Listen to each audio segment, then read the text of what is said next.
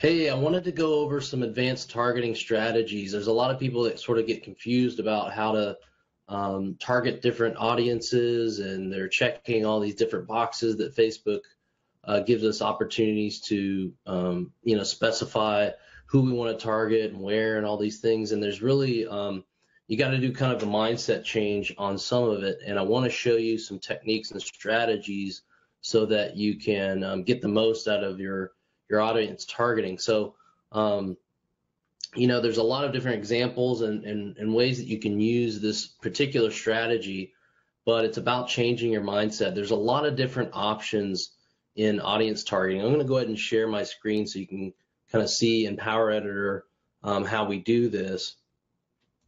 But I want to make sure that you just start to think differently about your audience targeting when it comes to making sure that you're giving both the Facebook algorithm plenty of room to run. The way I say it is, you need to give the algorithm a big enough audience that's still targeted. So we want audiences to be as large as possible, but are still targeted. And unfortunately, some of the default options or the checkboxes and things that are available to us in the detailed targeting box are often used in the wrong way because of where that data comes from. It may come from a third party. So let's start with an example. There's a lot of people out there that want to target homeowners, okay? And so, a lot of folks will come into the audience targeting here when they're building their ad set. They'll set their age and their gender, and generally I like to leave these things pretty wide open and let the algorithm figure it out. I usually will, in the case of running advertising in the US, I'll generally use English all for language, just to eliminate people that speak another primary language other than English, in this case, the United States. And I want you to see here that, we have 191 million people here in the United States, because I haven't really added any additional targeting here. There's nothing up here.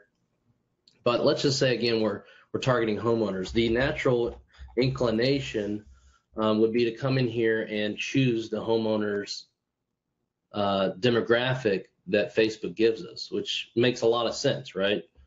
Just come in here and choose homeowners. And that went from 191 million people to 105 million people in the United States. And in the case of, most people, a lot of people are targeting locally when they're targeting homeowners, some people nationally, obviously. Insurance companies, things like that. They want to make sure that there's homeowners. But the challenge with this data, if you look here, the challenge is that this data is coming from Axiom, which is a third-party partner with Facebook. So what's happening is Facebook is giving data back to Axiom, email addresses and likely phone numbers, just like you would do with custom audiences, where we're uploading email addresses and phone numbers into Facebook to match it to a Facebook ID. They're kind of doing the reverse with Axiom. They're using data like email addresses and phone numbers to match to Axiom's database to distinguish whether someone is a homeowner or not. And the challenge with that is that you're only going to have, your match rates are only going to be so good. And we really don't know what those match rates are. They might be 50%. It might be 60%. Who knows? We don't really understand what that is. So, really the strategy here is to make sure that any audience that we're targeting, we're not eliminating people that actually should be in that audience.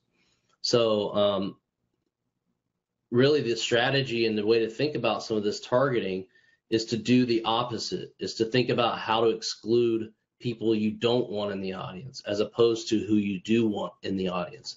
So obviously we want homeowners in the audience, but we don't want to exclude homeowners if they're on Facebook, right? We want them in our audience. So the way to target homeowners in this particular case, or target our audience that we want, is to actually exclude renters. Okay, so the same database that we just got that data for homeowners, Axiom, also has data for renters. So you can see the difference here. We had 105 million people that were considered homeowners in the audience, and we just gained 44 million people in the US by simply doing the opposite. We don't want renters in our audience. They don't own homes, right? But we don't want to eliminate in this case, 44 million people in the US that could have been in the audience that likely own a home. So the gap is between Axiom's database and their matching rate to Facebook's data on each user.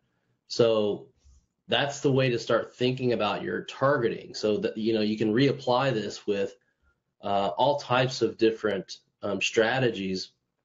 Let's say that you're trying to target people that make over $100,000 a year.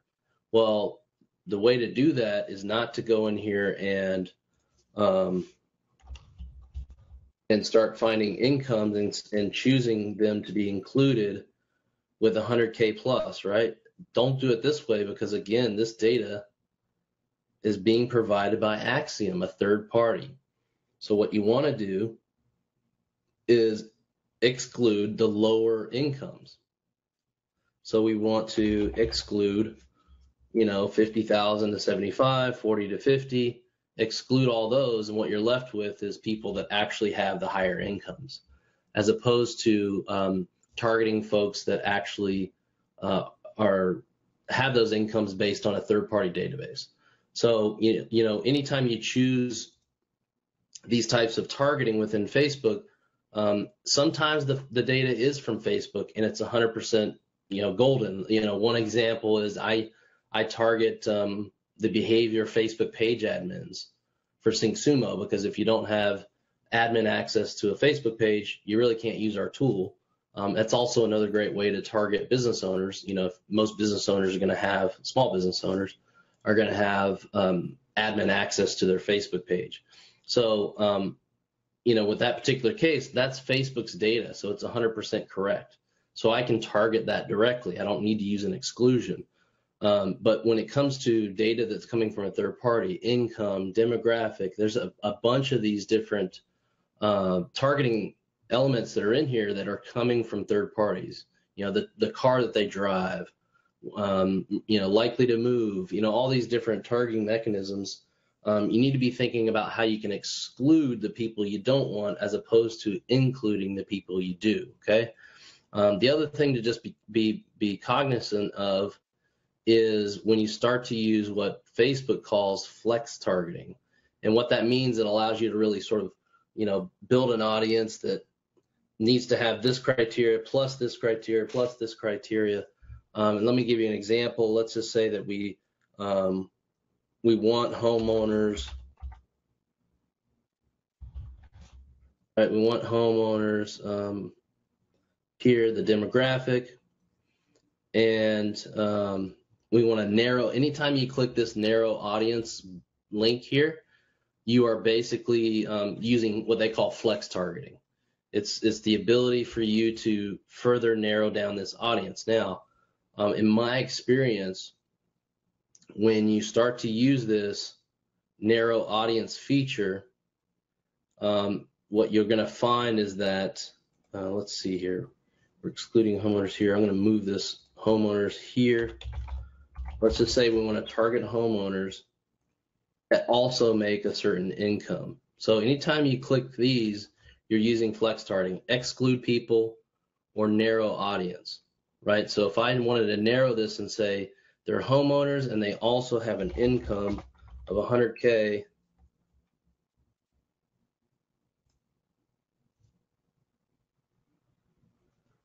and let's find some others here, 150K,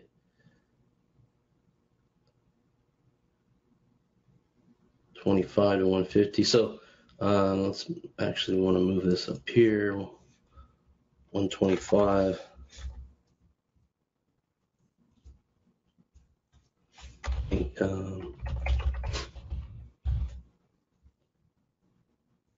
So in my experience, when you start to do this, and it makes a lot of sense from a logical marketing perspective, right? I only want to target homeowners that have this income. So I want to target homeowners, and then they must also have, so in this case, they're saying, hey, you must make this amount of money in income, annual income, and you must also be a homeowner. So in both cases, this data is coming from a third-party database.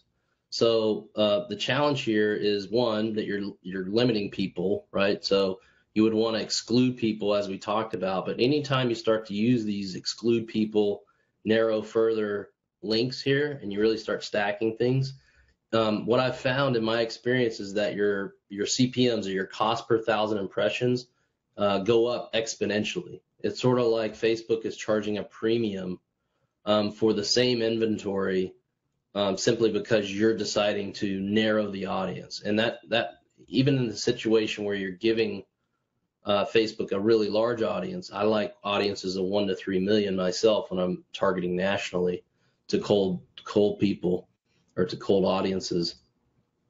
I like audiences of 1 to 3 million, but I've tested this with a lot of money to try and make it work to where you're stacking it up but still have a very large audience, and you'll find that the cost per 1,000 impressions just exponentially goes up. You know, you might have when you don't use this, you might have a $10 CPM.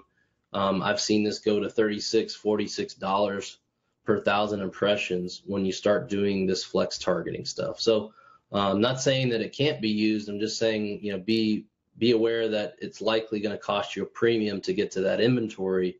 And with some other targeting strategies, like I mentioned, with just using exclusions, you can, you know, have that big audience that Facebook's algorithm works well with while it's still being targeted, and you're not excluding people that really should be in that audience. So I hope that this has helped you sort of understand how to target a little bit differently, how to think about this stuff differently.